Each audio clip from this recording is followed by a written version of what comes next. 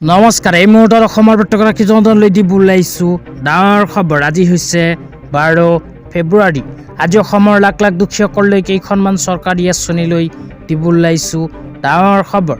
যিসকল মানুহে ভিডিঅ'টোত ক্লিক কৰিছে, অনুগ্ৰহ কৰি ভিডিঅ'টো স্কিপ নকৰি প্ৰথমৰ পৰা শেষলৈ চাই থাকিব, কিয়নো এইটো ভিডিঅ'ৰ মাজত কৃষকসকলৰ পৰা আৰম্ভ কৰি মহিলাসকললৈ কেইখনমান গুৰুত্বপূৰ্ণ খবৰ প্ৰদান কৰিম। অনুগ্ৰহ কৰি ভিডিঅ'টোত ক্লিক কৰিছে যদি ভিডিঅ'টো স্কিপ নকৰি প্ৰথমৰ পৰা শেষলৈ চাই থাকিব। লগতে মোৰ চেনেলত নতুন হ'লে প্লিজ চেনেলটো ছাবস্ক্ৰাইব কৰি মোৰ লগত থাকিব। তো বলক ভিডিঅ'টো আৰম্ভ কৰি আজি প্ৰথমটো গুৰুত্বপূৰ্ণ খবৰৰ বিষয়ে বিস্তাৰিত জানি লওঁ। আজি প্ৰথমটো গুৰুত্বপূৰ্ণ খবৰ হ'ল মুখ্যমন্ত্ৰী আত্মনিৰ্ভৰ অসম অভিযান 2.0 আঁচনিলৈ।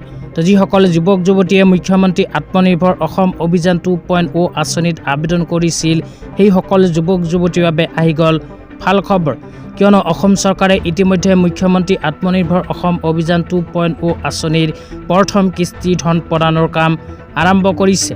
যিসকল যুৱক যুৱতীয়ে এতিয়ালৈকে মুখ্যমন্ত্ৰী আত্মনিৰ্ভৰ অসম অভিযান 2.0 আঁচনিৰ টকা পোৱা নাই, সেইসকলে অতি শীঘ্ৰেই লাভ কৰিব মুখ্যমন্ত্ৰী আত্মনিৰ্ভৰ অসম অভিযান 2.0 আঁচনিৰ টকা। তেতিয়া আপোনালোকক দিব ওলাইছোঁ আজি দ্বিতীয়টো খুবেই গুৰুত্বপূৰ্ণ খবৰ। আজি দ্বিতীয়টো গুৰুত্বপূৰ্ণ খবৰ হ'ল কৃষকসকলৰ বাবে। যিসকল কৃষকৰ নাম PM কিষাণ আঁচনিত অন্তৰ্ভুক্ত হৈ আছে, সেইসকল কৃষকৰ বেংক একাউণ্টত অতি শীঘ্ৰেই সোমাব PM কিষাণ আঁচনিৰ 22 নম্বৰ কিস্তিৰ ধন। আপোনালোকৰ নাম যদি PM কিষাণ আঁচনিত অন্তৰ্ভুক্ত হৈ আছে, তেন্তে আপোনাৰ বেংক একাউণ্টত PM কিষাণ আঁচনিৰ টকা কেতিয়া সোমাব, এই বিষয়ত আপোনালোকে মোবাইল স্ক্ৰীনত চাব পাৰিছে। উমৰ উজলা পৰ্টেলৰ ফালৰ পৰা এক বিশেষ আপডেট প্ৰদান কৰিছে। ইয়াতে উল্লেখ কৰা অনুযায়ী PM কিষাণ আঁচনিৰ হিতাধিকাৰীসকলে PM কিষাণ আঁচনিৰ 22 নম্বৰ কিস্তি ধন কেতিয়া লাভ কৰিব, এই বিষয়ত কি লিখা আছে পঢ়ি শুনাই দিছোঁ। ইয়াতে লিখা আছে কব আয়েগি 22वीं কিস্ত। কৃষকসকলৰ বেংক একাউণ্টত কেতিয়া সোমাব PM কিষাণ আঁচনিৰ 22 নম্বৰ কিস্তিৰ ধন। প্ৰথমে লিখা আছে PM किसान योजना की हर किस्त लगभग 4 महीने की अंतराल पर जारी होती है। ইয়াতে 1 নম্বৰত কোৱা অনুযায়ী যিসকল কৃষকৰ নাম PM কিষাণ আঁচনিত অন্তৰ্ভুক্ত হৈ আছে, সেইসকল কৃষকৰ বেংক একাউণ্টত প্ৰতি 4 মাহৰ মূৰে মূৰে ভাৰত চৰকাৰে প্ৰদান কৰে PM কিষাণ আঁচনিৰ এটাকৈ किस्ती। তাৰপিছত 2 নম্বৰত লিখা আছে इस हिसाब से 22वीं किस्त का समय फरवरी में हो रहा है, इसलिए माना जा रहा है कि फरवरी में 22वीं किस्त জাৰি হোগি। ইয়াতে উল্লেখ কৰা অনুযায়ী যিসকল কৃষকৰ নাম PM কিষাণ আঁচনিত অন্তৰ্ভুক্ত হৈ আছে, সেইসকল কৃষকে চলিত মাহৰ ভিতৰতে PM কিষাণ আঁচনিৰ 22 নম্বৰ কিস্তি ধন লাভ কৰিব পাৰে, কিন্তু এতিয়ালৈকে অফিচিয়েল আপডেট অহা নাই। তেতিয়া আপোনালোকক দিব ওলাইছোঁ আজি তৃতীয়টো খুবেই গুৰুত্বপূৰ্ণ খবৰ।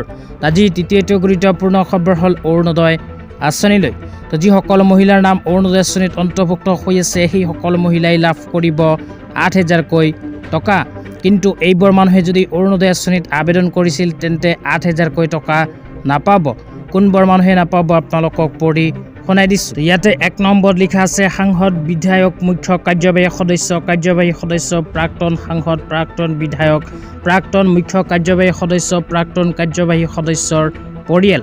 2 নম্বৰ লিখা আছে পঞ্চায়তী ৰাজ প্ৰতিষ্ঠান, নগৰীয়া স্থানীয় সংস্থা আৰু স্বায়ত্তশাসিত পৰিষদ ষষ্ঠ অনুসূচীৰ অন্তৰ্গত গ্ৰাম্য পৰিষদ উন্নয়ন সমিতি VCDC বৰ্তমান সদস্যৰ পৰিয়াল। 3 নম্বৰ লিখা আছে চিকিৎসক, অভিযন্তা, স্থপতিবিদ, চাৰ্টাৰ একাউণ্টেণ্ট, বেংক বিষয়া, উকিলৰ পৰিয়াল। 4 নম্বৰত কোৱা হৈছে বিশ্ববিদ্যালয়, মহাবিদ্যালয়, উচ্চতৰ মাধ্যমিক বিদ্যালয়, কনিষ্ঠ মহাবিদ্যালয়, উচ্চ মাধ্যমিক বিদ্যালয়, উচ্চ প্ৰাথমিক আৰু নিম্ন প্ৰাথমিক বিদ্যালয়ৰ শিক্ষকৰ পৰিয়াল, ঠিকাভিত্তিক আৰু অস্থায়ী শিক্ষক সামৰি। তাৰপিছত 5 নম্বৰত কৈছে অংগনবাদী কৰ্মী, মধ্যাহ্ন ভোজনৰ কৰ্মী, আশা কৰ্মী, আশা তত্ত্বাৱধায়ক তথা গাঁও প্ৰধানকে সামৰি যিকোনো চৰকাৰী নিয়মীয়া কৰ্মচাৰী, পেঞ্চনাৰ অথবা ঠিকাভিত্তিক কৰ্মচাৰীৰ পৰিয়াল। 6 নম্বৰত কৈছে আয়কৰ পৰিশোধ কৰা চৰকাৰী ঠিকাদাৰ, যোগানীয়া, ৰিয়েল এষ্টেট, বিল্ডাৰ, উদ্যোগপতি, ব্যৱসায়ৰ অনুজ্ঞাপত্ৰ প্ৰাপ্ত ব্যক্তিৰ পৰিয়াল। 7 নম্বৰত কৈছে আয়কৰ পৰিশোধ কৰা ব্যৱসায়ী, উদ্যোগী, দোকানী, বেপাৰীৰ পৰিয়াল। 9 নম্বৰত কৈছে ভূমিৰ অধিকাৰী, ক্ষুদ্ৰ আৰু উপান্ত শ্ৰেণীৰ বাহিৰে পৰিয়াল। তাৰপিছত কৈছে 4চকীয়া মটৰ বাহন থকা পৰিয়াল। ইয়াৰ লগতে কোৱা হৈছে অৰুণোদয় প্লাছ অথবা তেনেধৰণৰ আঁচনিৰ অধীনত ৰাজ্য চৰকাৰৰ পৰা অৰুণোদয় 3.0 ধনৰাশিৰ সমপৰিমাণ অথবা তাতকৈ অধিক পৰিমাণৰ ধন লাভ কৰা পৰিয়াল। তাৰপিছত একেবাৰে শেষত কৈছে ৰাষ্ট্ৰীয় খাদ্য সুৰক্ষা আইন 2013ৰ অধীনত অসম খাদ্য সুৰক্ষা বিধিৰ দ্বাৰা নিৰ্ধাৰিত আয়তকৈ অধিক আয় থকা পৰিয়ালে লাভ নকৰে অৰুণোদয় আঁচনিৰ টকা। এইবোৰ মানুহে যদি অৰুণোদয় আঁচনিত আবেদন কৰিছিল তেন্তে 8,000কৈ টকা নাপাব। তো আজি ইমানেই, ধন্যবাদ।